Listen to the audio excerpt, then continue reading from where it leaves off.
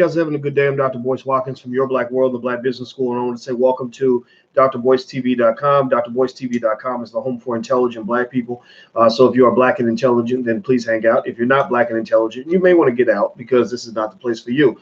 I had to stop for a second, and I'm going to tell you what. I had to give a shout out to my city.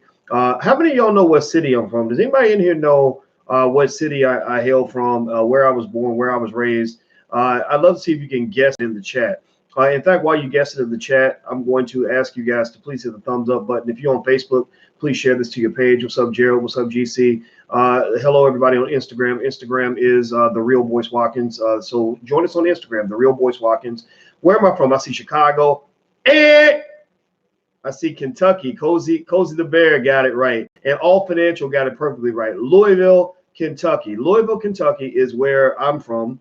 Also, we are very proud as a city to say that the great Muhammad Ali comes out of our city. So you can't mess with us from the Ville. We also happen to have the #1 basketball team in the country, the Louisville Cardinals, in the city of Louisville. So these were my streets. This was my city.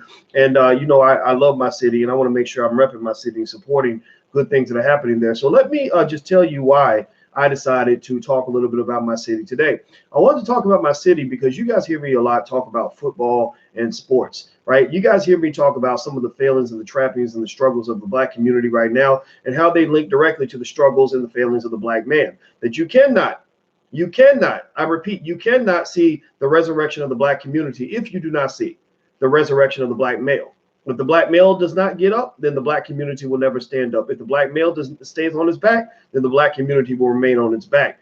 So ultimately, one of the things I've always talked about is when you talk about sports, you talk about great men like a Muhammad Ali or some of these great basketball, football players that we produce in our community. I've always said that we have to dig a little deeper and explore our greatness in all arenas, all areas of life. We must be great at everything we do, not just playing a sport, dribbling basketball, throwing a football for the entertainment of white people. Now, sports are fine. Sports are cool. I love sports. And actually, I'm going to talk to you about a sports little league team, which is one of the things that inspired me to have this conversation today. The team's called the Louisville Chargers, which are actually going to apparently the national championship or something like that. They won a regional championship in Chicago, and they're going to go to the national championship this week. And I saw this story, and I said, this is really cool. I've always loved sports. Like, I'm that guy who will turn on the TV Saturday morning and watch college football all day long. I know that my Ohio State Buckeyes are #1 in the country, and we're going to kick everybody's ass. I know that the Patriots and the Ravens are the best teams in the NFL, with actually another guy out of Louisville by the name of Lamar Jackson, who is one of the greatest quarterbacks in the history of all mankind. But for some reason, because he was Black and he was fast, they thought he couldn't be as smart as the white boys and throw the ball as well as the white boys. But he proved them wrong, that you actually can throw. And then you can also run a 4.3, 4.4 40-yard dash, which pretty much makes you superhuman, which means that we have actually evolved what it means to be a quarterback in the NFL. All the quarterbacks are going to start looking like Lamar Jackson and Colin Kaepernick now that we've shown them that the Tom Brady model has its limitations. With that being said, the Louisville Chargers are a team that has come out of Louisville, and they're really, really good. And so when I read about their story, I was fascinated by it. And I said, okay, let me check out what these guys got going on.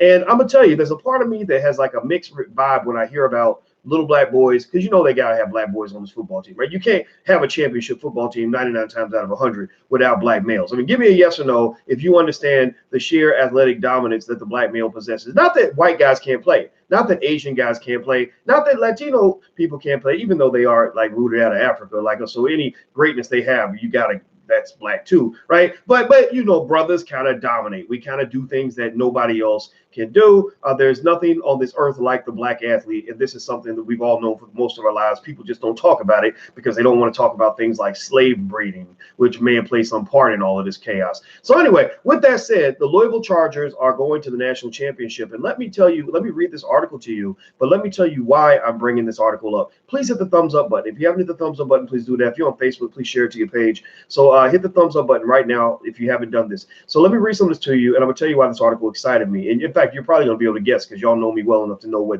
gets me going. A group of young football players from Louisville will play in the national spotlight. The Louisville Chargers earned their spot after winning a regional competition in Chicago. Quote, "We have a lot of talent here, but it doesn't get showcased, and I want to help put the city on the map." Louisville Chargers coach and vice president Julian Brown said. And just so you know, Julian, in case you're watching, Louisville's already on the map. There are people all over the country that know about Muhammad Ali. There are people all over the country that know how great our basketball is, and we've even had great football teams. So Louisville's already kind of out there. You've had some great athletes come out of Louisville, but it is good to represent your city. We're not the first ones to do these things. This has been done before. The elders took care of us back in the 50s, 40s, 30s, and 20s. In fact, did y'all know, did any of y'all even know that the greatest jockeys in the history of the Kentucky Derby were black? Did y'all know this? Did y'all know that the Kentucky Derby used to be dominated by black jockeys so bad, so much that they literally started sabotaging the process so that black jockeys couldn't compete anymore? Did y'all know that? How many of y'all knew that? Give me a yes or no if you knew about the dominance of black jockeys. I mean, we've been dominating jockey, and that just tells you the power of black people. Like, we are the original man. We are extraordinary people. Like, let's just be clear about that.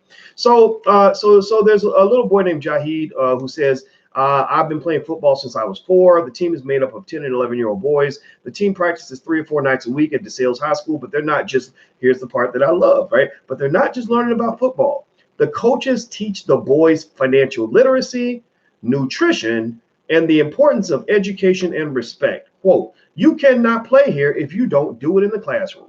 If your mom calls us and you're acting up at home, you cannot play here, Louisville Chargers president Gary Reed said. The coaches both play college football and feel it's important to teach the kids that there is life outside of sports. Quote, I have seen how it has helped some and been a crutch to others, Reed said. Meaning football, talking about football. Football helps some of the brothers, and sometimes it don't help the brothers. Many of you, if you live, if you've been around and seen as many things as I have, I've seen many, many great athletes at the professional level and beyond. Many of them out of my own city who put everything into sports and then became worthless to the black community. There's nothing sadder and more pathetic in my life that I've seen than a young guy who used to be in the national spotlight because of sports. And because he was good at sports, he never took the time to learn how to read. Because he was good at sports, he never took the time to learn how to manage money. Because he was good at sports, he never took the time to develop a plan B and other areas his life can go into in case the NFL or the NBA slave masters don't decide to sign him to a contract. And what happens is that when these guys can't play sports, they're stuck. Many of them, not all of them, but many of them get stuck where they can't do anything. And then what they do is those same folks that wanted to your son at the University of Michigan, who they thought your son would be ready to play for the Detroit Pistons or whatever, that those same folks will scoop up your son and drop him off in the hood and drop his raggedy ass off right in the middle of the hood that they found him from. And next thing you know, he's 35 years old and he's sitting around with a bottle in his hand, with a bunch of babies' mamas with no money in the bank, talking about how he used to be the star at such and such a high school. Oh yeah, I won the championship back. Man, I used to be the star. I used to be the man back then, man. I was the man. I'm sorry, I hate it. I don't know if have you ever seen that, like a guy that is 40 years old and it's almost like nothing has happened in his life since he was 18, because that's when he graduated from high school and that's when it was all downhill from there. Anybody ever seen that before? You ever seen a guy that it's kind of sad? It's really sad. And here's the thing. It's also sad from an infrastructure standpoint for the black community. When you have these able-bodied men that are intelligent, capable, extraordinary, disciplined, hardworking, who have become liabilities, who suddenly feel that they have no worth anymore because they can't play a damn sport, that's a weakness to the community. That's a man who's not going to be a good husband and father or a good provider. He's not going to be able to marry a woman because he's not going to be marriage material. Studies show that women want their men to be able to provide. They want their men to have a little something. They want their men to be able to bring something to the table. And a lot of guys can't bring anything to the table because they put everything on one table, put all the eggs in one basket, and that basket broke. Now you're dealing with somebody, you're talking about trying to be equally yoked, but the person you're trying to be equally yoked with ain't got no eggs. So they can't yoke nothing because they ain't got no damn eggs because they put all their eggs in a basket and the basket broke. So ultimately, that is a problem. That is a mistake that many people in our community make. And I understand it because I remember being good at sports when I was a kid. And I remember thinking, oh, one day I want to play for the Dallas Cowboys. And I remember thinking that that's all I could do, because I would go to school with these teachers who didn't understand me, who would put me in those special ed classes for the kids that aren't that smart, even though I was very smart. But because I didn't behave and that white lady in class couldn't control me, she assumed that I must have some sort of learning disability. And it wasn't that I could not learn. It was that I had learned that that system was a bunch of BS and that I was actually smarter than this lady. I mean, in hindsight, I know this because I'm a professor now, but back then I didn't understand this. So I didn't go to school and take education seriously because I didn't feel that it was the place for me. I'm learning about all these white people from the past. I don't want to learn about that. I don't want to learn about George Washington. Teach these kids about Marcus Garvey. Seriously, why? I don't want to learn about Benjamin Franklin. I want to learn about Dr. Claude Anderson, right? I don't want to learn about what happened in Europe over the last 500 years. I want to learn what happened in ancient Africa. I need to know about Kemet and Kush and when we were kings and queens and all the great things our people did for the 30,000 years before we became slaves in America. I don't just want to learn about Martin Luther King. I don't just want to learn about Abraham Lincoln. I don't just want to learn about the Civil Rights Act. I don't just want to learn that the best thing I could ever be as a black man is integrated into a white society. I don't want to. That's not an education. That's an indoctrination. Right? That is not mental and brain elevation. That is actually brain degradation. That's not integration. That is disintegration of all of your potential. Juwanta Kunjufu, thank you, brother, for bringing that name up. He's one of those guys that brought it up many years ago, long before I started talking about it. So I ain't saying nothing new. I'm just saying stuff that the elders been saying for a long time. Y'all just ain't been listening because your ears been filled with toilet paper. Seriously. Cheryl Irvin at the new Alkebalon School down in Florida. I'm going to go visit your school, Cheryl. I have not forgotten that. She is down there teaching kids how to be great, teaching black men how to be men, teaching children how to be assets to their community, which is the appropriate education they should get. So going back to the Louisville Chargers, let me just say, I don't even know these guys. I have never met them. I read about them on this website, but I decided that I was going to be supportive and talk to them. And I'm actually going to go deeper, and I'm going to tell you why in just 1 second. This literally all came to me less than 8.5 minutes ago. I promise you this. Please hit the thumbs up button. Please hit the thumbs up button if you haven't done it. All right. So here we go. Let's see. The coaches think some of the players have the potential to play football at the college or professional level, but they also believe they'll achieve other goals too. Quote, I think we have great future husbands, uncles, pillars, and mentors in the community, Reed said. How much you want to bet Reed is black? I don't even know if this brother's black, but he sounds black and he sounds like a guy that maybe probably even knows something about what we talk about on this platform. I'd be stunned if I met him and he's heard nothing about us, because these are the things that I want men to say when you're coaching your youth football teams. You got to prepare these boys to be soldiers in every area of life, not just athletes, right? Not just athletes. Let me keep reading. It costs nearly $20,000 for the team to go to the American Youth National Football Championships. The team is fundraising through an online donation website. They fly to Florida next week. Their first game is on December 12th. For more information on the Louisville Chargers, go to Louisville or email LouisvilleChargers@gmail.com. That's LouisvilleChargers@gmail.com. Now, let me tell you this. This is what I'm not just here to talk about this team. I actually want to put some action behind my words. So here's what I'm going to do. And I'm also doing this publicly to hopefully persuade some of you to consider doing something similar. I clicked on the link and I'm going to their GoFundMe page. If you go to GoFundMe.com, look up Louisville Chargers, that's where they're raising money. So I see here they raised about $585. Last time I checked, it's hard to get a whole football team of kids to Florida on $585. So here's what I'm about to do right now. Right now with you guys watching, we are going to donate $1,000 to this team right now. So I'm hitting this now. I already put in the money, and I didn't give much of a tip to GoFundMe. They don't really need my money, but the kids need my money. So I'm actually clicking the link right now, and it should open up my PayPal, and I'm going to send this money right now. And I'm doing it to, number one, show you guys I want to put my money where my mouth is. How can I ask you to do something I'm not willing to do myself? You know, if I'm going to be a leader or, you know, in any way, I should be the first one out there on the battlefield. So I'm going out here and I'm going to make this donation. You don't have to give $1,000. $1,000 is a decent amount of money. But if you can give something to these young children, I certainly approve this message. I love sports, and I also think it's very important. I want to communicate this because sometimes when I get critical of what's going on with sports and the way sports has raped so many young black men of their future and of their potential, I get people that think that I hate sports. I get people that think that I'm dissing athletes, that I'm dissing, you know, the sports culture. I'm not dissing sports. What I'm dissing is this idea that the black man can only play a damn sport. What I'm dissing is this idea that we're meant to be these one-dimensional creatures who can't do anything other than dribble basketball and throw a football. I'm dissing the idea that we will allow children to not be properly educated because they play a sport and they get passed through their classes and they end up like Antoine Walker that I went to University of Kentucky with, who ended up broke. Because I remember, people kind of whispering and saying, Doc, or Boyce, they call me Boyce, and I wasn't Doc. They were like, people say he can't read. I don't know if he could read or not, but I know that that's what people were saying. And so it didn't surprise me years later when I heard that this man went through $110 million. $110 million could have easily been turned into $1 billion. And that easily could have been a tremendous amount of wealth that could have elevated entire communities where he came from in Chicago. But instead, somebody taught him the wrong things. At some point, he got the wrong advice.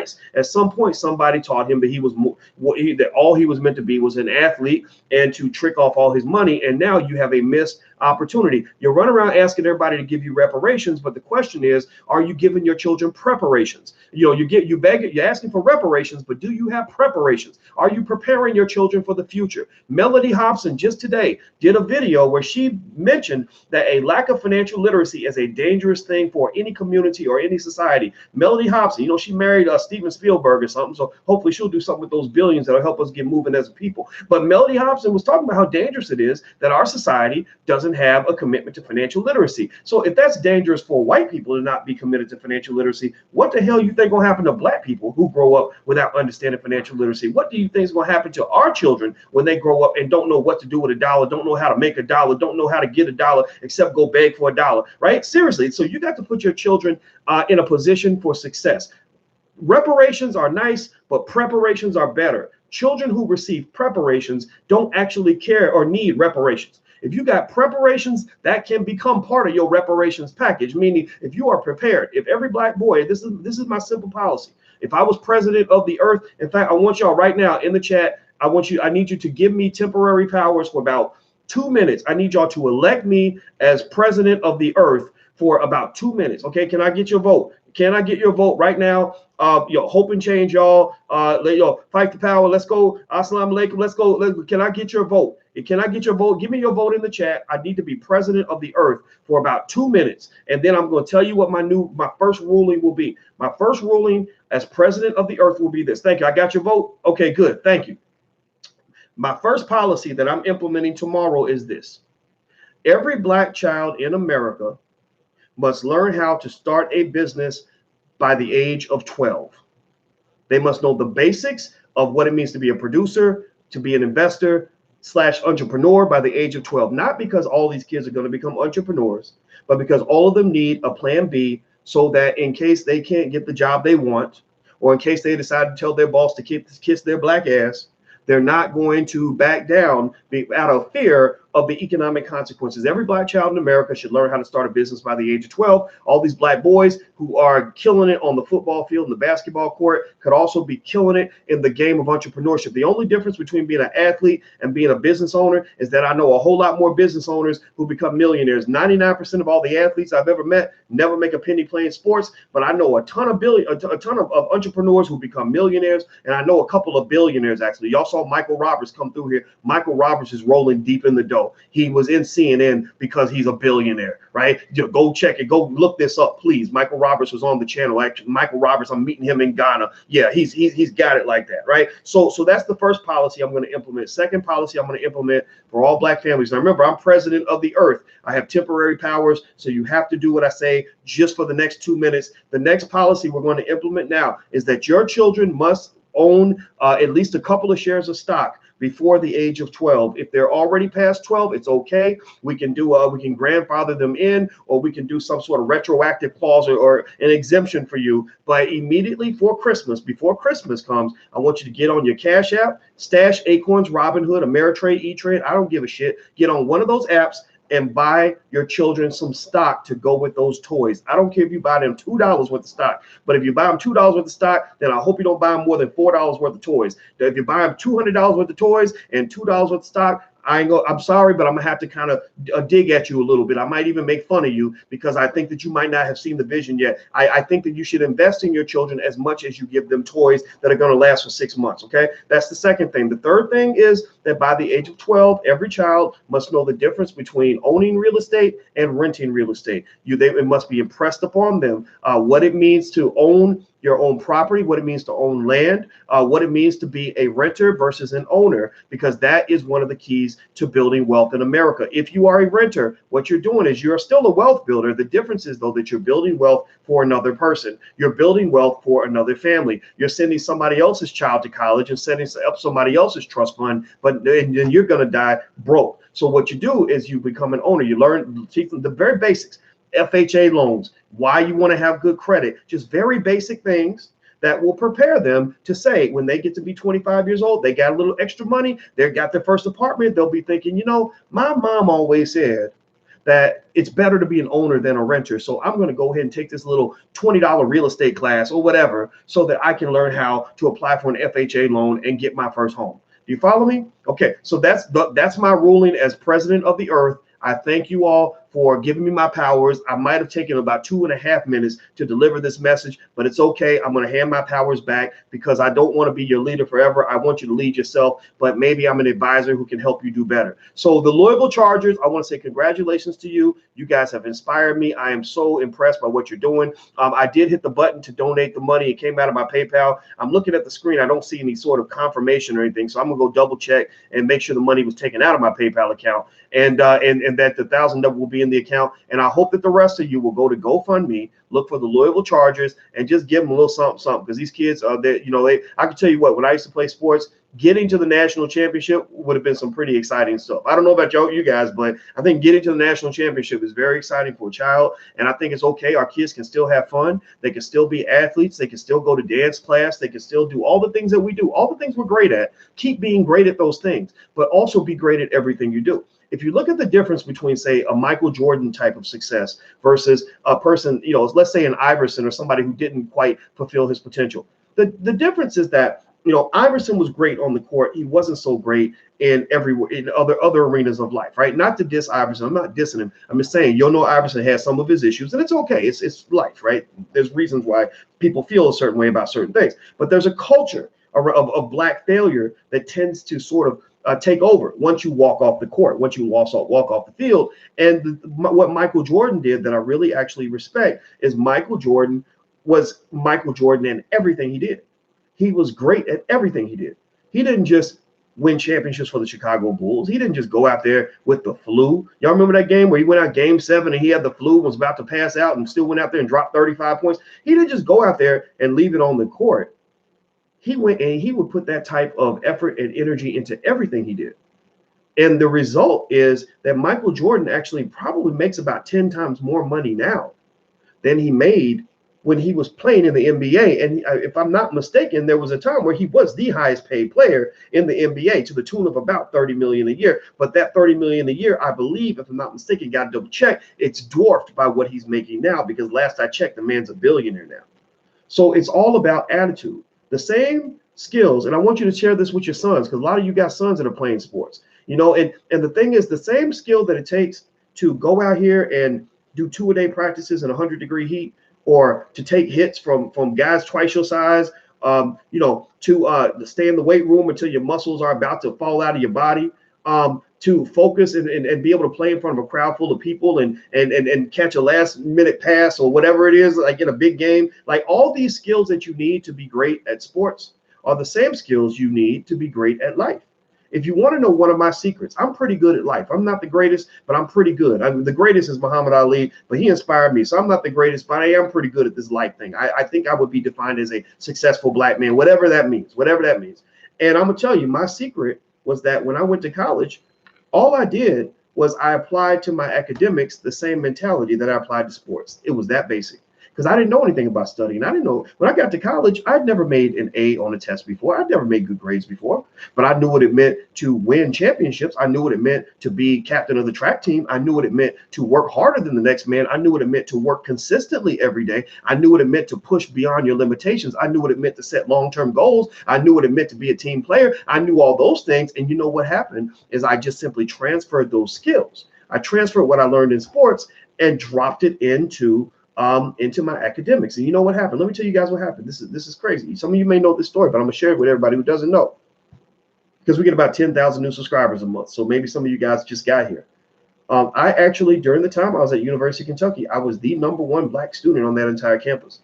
I got 2 bachelor's degrees with a triple major in 4 years. I could have graduated in 3. I got a little lazy at the end. I didn't want to graduate in 3 years, but I could have if I wanted to.